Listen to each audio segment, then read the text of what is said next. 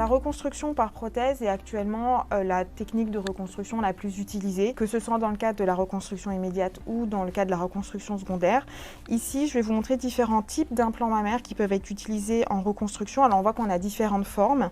Là, ce sont ce qu'on appelle les implants ronds. Là, un implant anatomique qui va avoir une forme plus profilée avec une forme plus plate en haut et plus galbée en bas. C'est des implants qu'on va préférentiellement utiliser en reconstruction du sein. Alors la reconstruction du sein par grand dorsal est une technique qui est bien connue maintenant puisqu'elle existe depuis plus d'un siècle et qui consiste à prélever des tissus au niveau du dos avec la peau parfois et le muscle grand dorsal en dessous et à les faire basculer au niveau du sein pour reconstruire le sein. On peut l'utiliser en complément d'une prothèse. Donc le tissu prélevé au niveau du dos va permettre de remplacer de la peau manquante, notamment chez des patientes qui ont eu une mastectomie avec de la radiothérapie et dont la peau manque beaucoup d'élasticité et chez qui on ne peut pas mettre une prothèse seule. Et donc les tissus prélevés au niveau du dos vont permettre d'apporter la peau manquante et on va pouvoir apporter un volume supplémentaire au niveau du sein avec une prothèse.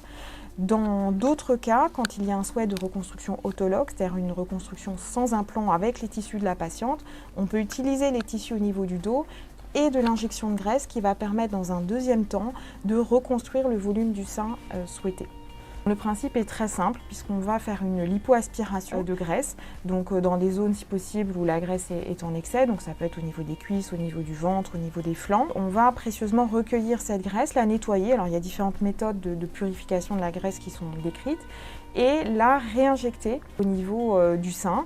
Alors c'est une technique qui peut s'utiliser toute seule, où on va intervenir plusieurs fois sur la même patiente pour pouvoir augmenter progressivement le volume du sein avec sa propre graisse. Il faut que la souplesse de la peau soit suffisante pour que le sein puisse bien grandir avec les injections de graisse.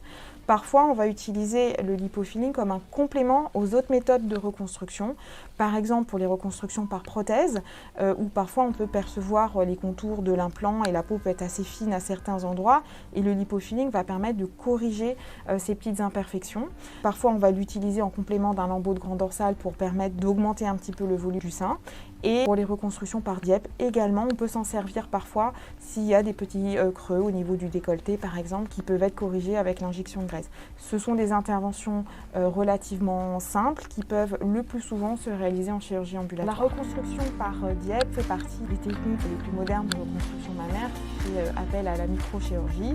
C'est une technique qui existe depuis 30 ans maintenant et qui consiste à prélever les tissus au niveau du ventre, la peau et la graisse qui se situent entre le nombril et le pubis, et à prélever ces tissus avec une artère et une veine qui va permettre de faire vivre ces tissus au niveau du sein. C'est une reconstruction qui est plus lourde techniquement, puis c'est une chirurgie plus longue que les autres techniques de reconstruction du sein, mais qui permet d'apporter des résultats extrêmement naturels qui ont tous les avantages des reconstructions autologues. Donc on va avoir une évolution très naturelle dans le temps. Si les patientes prennent du poids ou perdent du poids, le sein reconstruit avec le DIEP va accompagner ces variations et au niveau de la texture et de la souplesse du sein, c'est probablement les résultats les plus naturels qu'on peut obtenir en reconstruction mammaire.